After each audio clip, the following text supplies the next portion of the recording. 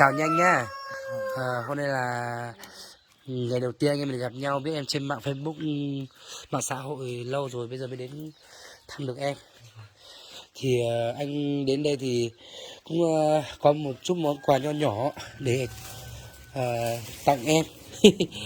Xong là chúc em ăn Tết vui vẻ nhé. Với lại anh cho một ít tiền để em mua quần áo nữa. Em nhận lấy nhá. Ok. Thôi đi, bác cháu.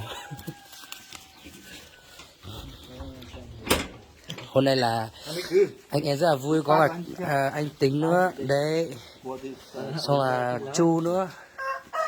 Mỗi anh em cũng có tấm lòng hảo tâm giúp em ấy một ít tiền để sắm quần áo Tết.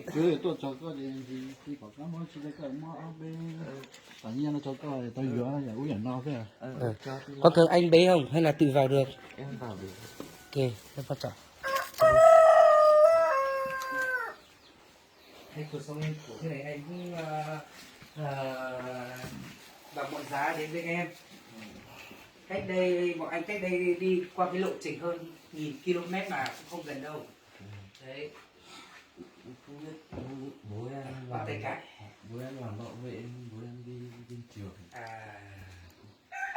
Thật ra là bạn ấy cũng rất là cố gắng học và biết chữ đúng không? Vâng, em biết. Em cũng học xong cấp cấp 3 xong rồi em đi học nghề. Bạn ấy đã học hết cấp 3 và đi học nghề rồi. Em không ngừng nỗ lực và phấn đấu, em cũng là con người có tri thức. Tiếc rằng là như thế rồi. Là chia sẻ một chút là khi em sinh ra em cũng vậy hả? Lúc sinh ra là đã bị như thế này. Lúc trước là bố em cũng định bảo là cắt chân đi mà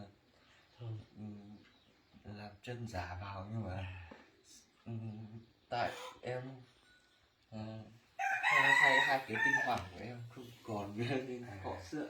Không sao, dù sao thì em vẫn còn cái sức khỏe là được em ạ. Còn cái không có đôi chân hoàn thiện như mọi người, nhưng mà mình có sức khỏe, mình luôn luôn vui vẻ là con yêu đời nhé. Ok.